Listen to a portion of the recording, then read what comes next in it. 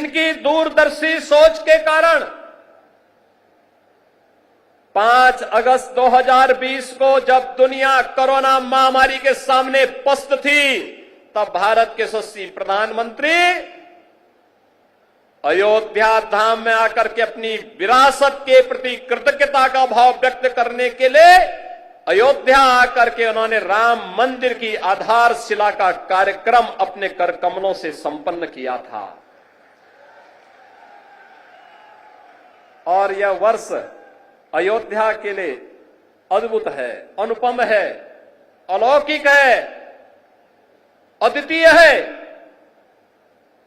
जब इस वर्ष 22 जनवरी 2024 को अयोध्या धाम में 500 वर्षों का इंतजार समाप्त करके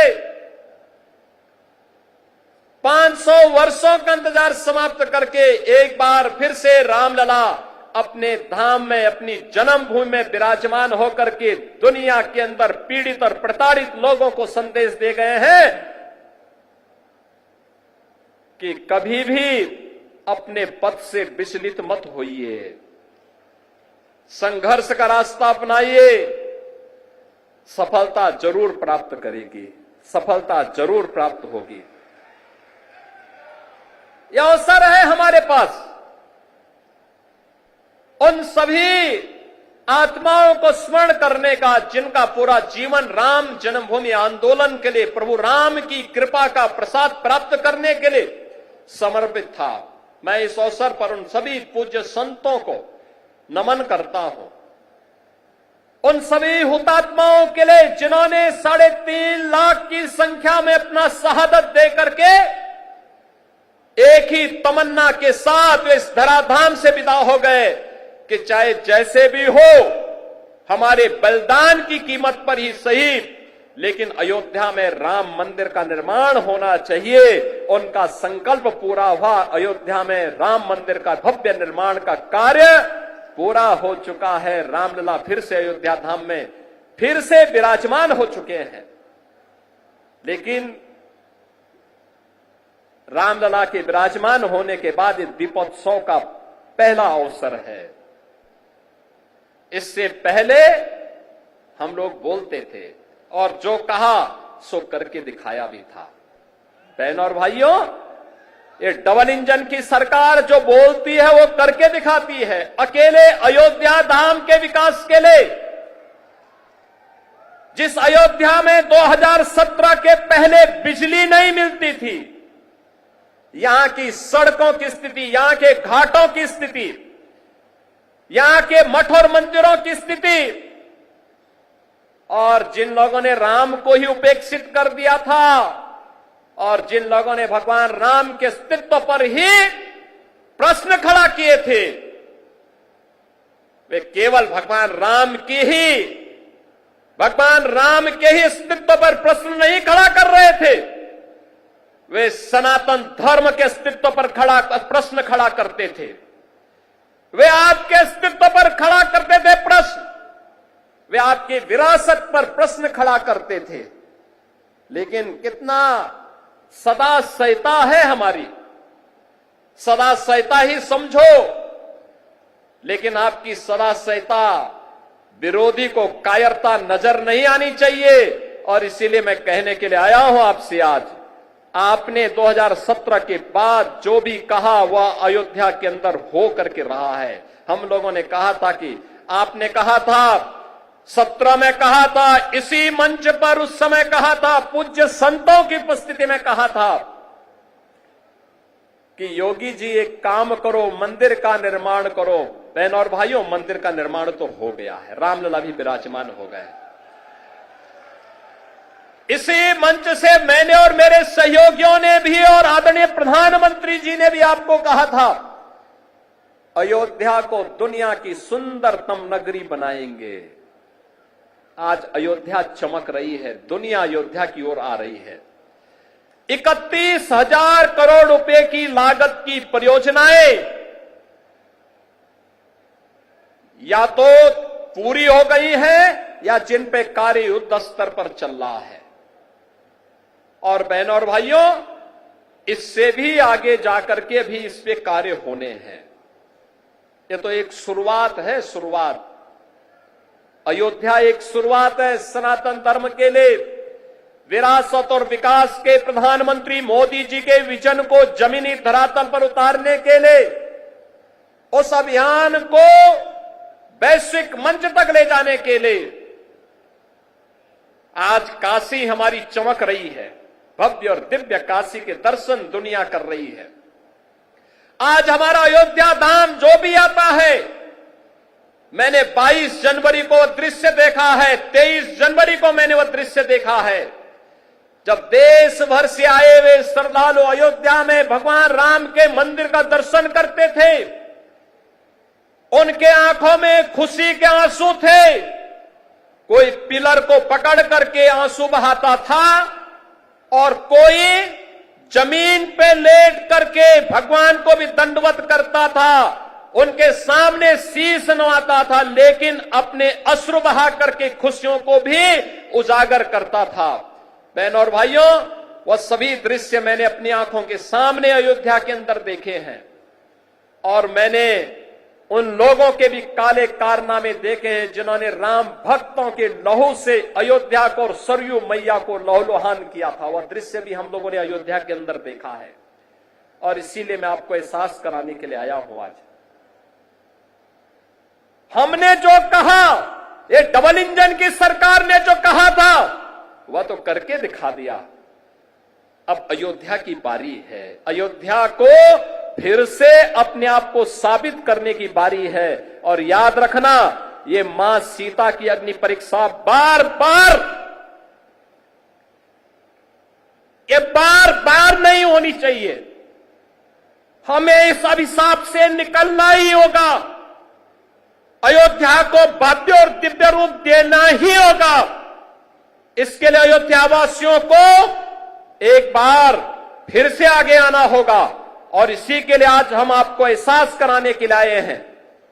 ये जो कार्यक्रम इतनी भव्य रूप में यहां पर आयोजित हो रहे हैं, ये जो स्वरूप है अयोध्या का, ये बदलावा स्वरूप आज दुनिया को अपनी ओर आकर्षित कर रहा है। कोई सोचता था अयोध्या में 4 लेन की सड़कें होंगी, धर्म पथ के नाम पर होंगी, राम पथ के नाम पर होंगी, भक्ति पथ के नाम पर होंगी, जन्म भूमि पथ के नाम पर होंगी।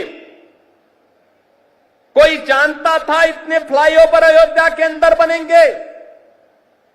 कोई कभी कल्पना करता था कि अयोध्या, जहां 4 घंटे 5 घंटे बिजली नहीं मिलती थी, जो लोग आपको बिजली के लिए तरसाते थे, सड़ी हुई गर्मी में तरसने के लिए छोड़ देते थे, वे भी आज राम की दुहाई दे रहे हैं।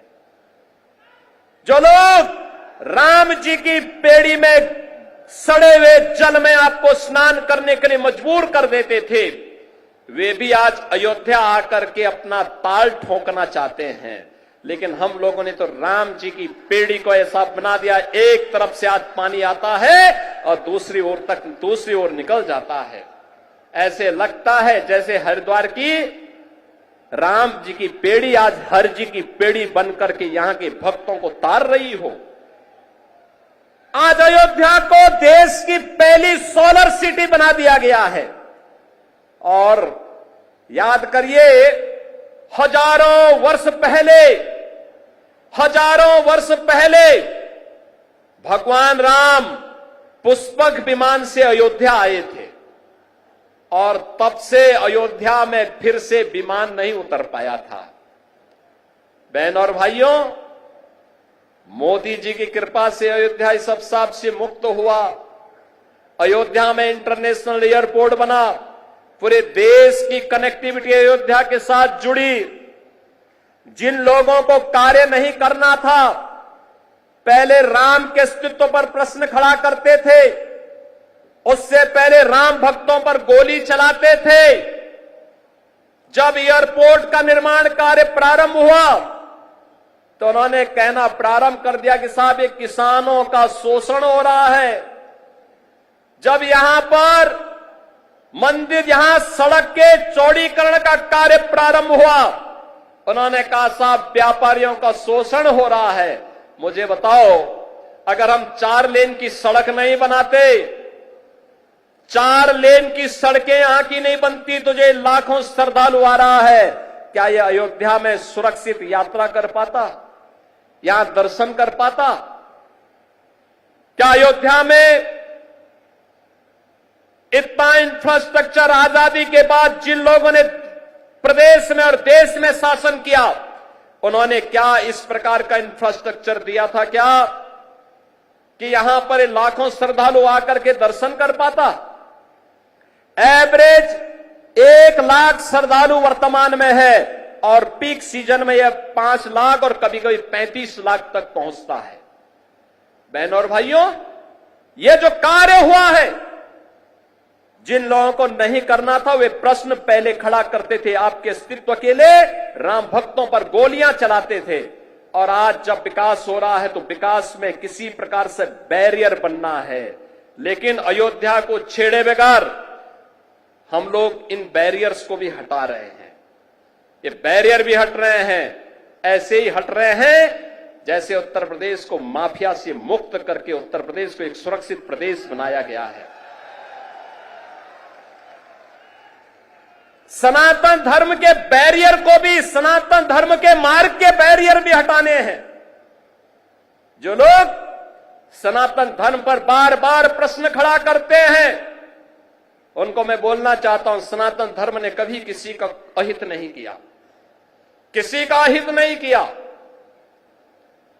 सबको गले से लगाया। दुनिया की कोई ऐसी जाति, कोई ऐसा मत, संप्रदाय, सेक्ट नहीं जिसकी विपत्ति के समय सनातन धर्मावलंबियों ने उन्हें शरण देकर के फलने फूलने आगे बढ़ने का अवसर न दिया हो। विश्व मानवता आज भी इसके प्रति कृतज्ञता ज्ञापित करती है, लेकिन इस सेकुलरिज्म के नाम पर राजनीति करने वाले लोग आज सनातन धर्म पर कुठाराघात करके न केवल सनातन धर्म और भारत की आत्मा को लौलुहान करने का कार्य कर रहे हैं, बल्कि इसके नाम पर भारत के अंदर आतंकवाद और नक्सलवाद को लोग बढ़ाना चाहते हैं। क्या नक्सलवाद और आतंकवाद को हम बढ़ावा देना देंगे? फिर भगवान राम के 14 वर्षों के वनवास का परिणाम क्या है? और फिर बजरंगबली का मतलब क्या है? राम काज कीने बिनु मोहि कहां विश्राम। और हम लोग भी विश्राम नहीं लेने वाले हैं तब तक जब तक कि सनातन धर्म के मार्ग में जितने भी रोड़े हैं, जब तक इनको नामो निशान इनको समाप्त न कर दिया जाए। जो भी मानवता के मार्ग में, विकास के मार्ग में बैरियर बनेगा, उसकी वही दुर्गति होनी है जो उत्तर प्रदेश के माफियाओं की हुई है। और बहनों और भाइयों, अब अयोध्या से मैं यही कहना चाहता हूं कि अवसर है हम सब के लिए। अवधपुरी तो आज खुश है, अवधपुरी को उल्लास और उमंग के साथ जुड़ने की आवश्यकता है। और आज का दिन तो, ये दीपोत्सव तो अयोध्या की देन है। देश और दुनिया में दीपोत्सव के आयोजन जहां कहीं भी होते हैं, त्रेता युग में उसकी शुरुआत इसी अयोध्या से हुई थी, इसी अयोध्या धाम से हुई थी। उसी स्मृति को जीवंत बनाए रखने के लिए हम लोगों ने इस कार्यक्रम को आगे बढ़ाया है। और उसी स्मृति को जीवंत बनाए रखने के लिए तुलसीदास जी ने भी कहा कि अवधपुरी प्रभु आवत जानी, भये सकल शोभा के खाने। यानी आज प्रभु आए हैं और यहां पर तो 22 जनवरी 2024 को प्रधानमंत्री मोदी जी के कर कमलों से जब रामलला का विराजमान हुआ था, अयोध्या धाम उसी प्रकार से जगमगा रहा था। और अयोध्या धाम ही नहीं, दुनिया के अंदर जहां कहीं भी सनातन धर्मावलंबी था, वह सर्वत्र सर्वत्र इसकी प्रशंसा हो रही थी, हर्षोल्लास के गान हो रहे थे, सर्वत्र लोग नतमस्तक थे इस बात को लेकर के कि वास्तव में भारत ने अपने लोकतंत्र की ताकत का एहसास दुनिया को कराया है। न्यायपालिका का फैसला, एक मजबूत सरकार कैसे उसको मजबूत तरीके के साथ शांतिपूर्ण और सौहार्दपूर्ण तरीके से जमीनी धरातल पर उतारती है। अयोध्या में राम मंदिर का निर्माण और रामलला का विराजमान होना इसका एक अप्रतिम उदाहरण है। और इसलिए यह कार्य यहां पे हो चुका है क्योंकि प्रभु ने स्वयं कहा है अयोध्या के बारे में, तो भगवान राम ने स्वयं कहा है कि यद्यपि सब वैकुंठ बखाना, वेद पुराण विदित जुग जाना, अवधपुरी सम प्रिय नहीं सोहु, यह प्रसंग जानहि को। यानी उन्होंने कहा है कि यद्यपि सबने वैकुंठ की बहुत बड़ाई की है, यह वेद पुराणों में प्रसिद्ध भी है और दुनिया भी इसको जानती है, परंतु अवधपुरी के समान मुझे वह भी प्रिय नहीं, यह बात बिरले ही जानते हैं। क्योंकि जन्म भूमि मम पुरी सुहावनी, उत्तर दिशि बह सरजू पावनी। क्योंकि यह सुहावनी पुरी मेरी जन्म भूमि है। आप याद करिए, यह रामायण कहता है, यह हमारा रामचरितमानस कहता है, लेकिन जो लोग राम के अस्तित्व पर प्रश्न खड़ा करते थे, इन जन्मांधों को कभी यह दिखाई नहीं दे रहा था। ये राम के अस्तित्व पर प्रश्न खड़ा करते थे, कहते थे कि क्या अयोध्या में ही राम ने जन्म लिया है। ये प्रश्न खड़ा करते थे। ये प्रश्न केवल राम के लिए नहीं था, इस सनातन धर्म के लिए था, आपके लिए था, आपकी विरासत के लिए था, आपके पूर्वजों के लिए था। और तब भी हम मौन बने रहे। अति प्रिय मोही यहां के बासी, मम धामदा पुरी सुख राशि। बहनों और भाइयों, अब तो रामलला विराजमान हो चुके हैं और मैं आप सबसे आह्वान करूंगा, अब अवसर है। मोदी जी ने 2014 में देश के अंदर प्रभु राम के राम राज्य के अनुसार देश की शासन व्यवस्था का संचालन करना प्रारंभ कर दिया है। आपने देखा होगा, कल ही प्रधानमंत्री मोदी जी ने 70 वर्ष से ऊपर के प्रत्येक बुजुर्ग के लिए 5 लाख रुपए की आयुष्मान भारत की स्वास्थ्य बीमा की व्यवस्था को भी जारी किया है। यानी सबको स्वस्थ रखने के लिए मुफ्त में 5 लाख का एक कार्ड हर 70 वर्ष से ऊपर के बुजुर्ग को प्राप्त हो जाएगा। वे कहीं भी पैनल हॉस्पिटल में जाकर के अपना उपचार करा सकता है। आप अनुमान करिए कि 2014 के बाद से कितना परिवर्तन हुआ। 4 करोड़ गरीबों के मकान बन गए, 12 करोड़ गरीबों के घर में शौचालय बन गए, 10 करोड़ गरीबों के घर में एक एक रसोई गैस का सिलेंडर मिल गया, 50 करोड़ लोगों को प्रतिवर्ष 5 लाख रुपए का स्वास्थ्य बीमा का कवर मिल रहा है, 80 करोड़ लोग कोरोना कालखंड में फ्री में राशन की सुविधा का लाभ जो प्रावधान हुआ था वह आज भी जारी है। आज भी फ्री में राशन सबको बिना भेदभाव के मिल रहा है। कोई भेदभाव तो मोदी जी के स्तर पर नहीं हुआ, न जाति के नाम पर, न मत के नाम पर, न मजहब के नाम पर, न क्षेत्र के नाम पर, न भाषा के नाम पर। कोई भेदभाव किसी के साथ नहीं हुआ।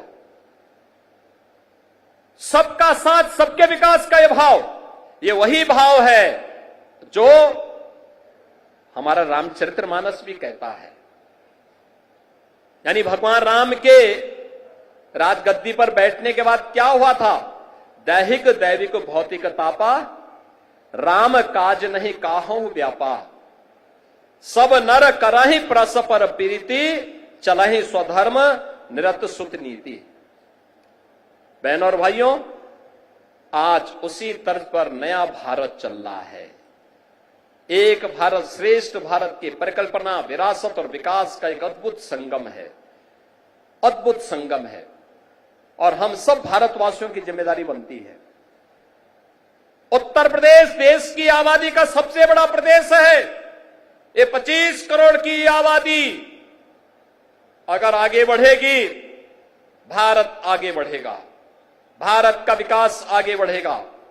और विरासत और विकास के इस अद्भुत समन्वय के लिए ही आज यह प्रयास प्रारंभ हुआ है। कहीं काशी में, कहीं अयोध्या में, कहीं मथुरा वृंदावन में, कहीं बरसाना में, कहीं कुशीनगर, कपिलवस्त और श्रावस्ती में, संकिसा में, कौशांबी में, ये सर्वत्र इस प्रकार के विकास के कार्य विरासत का संरक्षण करते हुए निरंतर चल रहे हैं। ये निरंतरता जारी रहेगी। नैमिषारण्य को भी हम लोग इसी भाव के साथ वैश्विक मंच पर लेके आ रहे हैं। नैमिषारण्य ये डबल इंजन की सरकार, भारत के ज्ञान की साधना की वह स्थली, जहां पर भारत का वैदिक ज्ञान लिपिबद्ध हुआ था। 88,000 ऋषियों ने कई वर्षों की साधना के बाद उसे लिपिबद्ध करने का काम किया था। आज उस नैमिषारण्य पर भारतीय जनता पार्टी के डबल इंजन की सरकार कार्य कर रही है। और वहां के साथ ही सुख तीर्थ, कोई भी भागवतकार तब तक कथा व्यास नहीं बन सकता जब तक कि सुख तीर्थ में जाकर के अपनी कथा का वाचन न कर ले। आज उस सुख तीर्थ के विकास का कार्य हो रहा है। नमामि गंगे में अविरल गंगा, निर्मल गंगा का काम हो रहा है। हर घर नल की योजना के माध्यम से हर घर में शुद्ध पेयजल उपलब्ध करवाने का कार्य भी हो रहा है। बहनों और भाइयों, स्वास्थ्य के लिए, शिक्षा के लिए, विकास के लिए, रोजगार के लिए और सुरक्षा के लिए तो कहना ही क्या है। बड़े बड़े गुंडे और दुर्दांत माफियाओं के ऊपर जब बजरंग बली की गदा चलती है ना, तो वे भी वैसे ही तड़पते हैं जैसे खर और दूषण तड़पते हुए मारे गए थे। और इसलिए बहनों और भाइयों, हम सबका संकल्प होना चाहिए। ये शुरुआत है, शुरुआत, और इस शुरुआत को मंजिल तक पहुंचाना है। मंजिल का लक्ष्य प्रधानमंत्री मोदी जी ने आप सबके सामने दिया है, और मंजिल का लक्ष्य है 2047 में जब देश अपनी आजादी का शताब्दी महोत्सव मनाए, तब कैसा भारत हो। जैसे अयोध्या है ऐसे ही काशी में भी दिखना चाहिए, ऐसे ही मथुरा में भी दिखना चाहिए।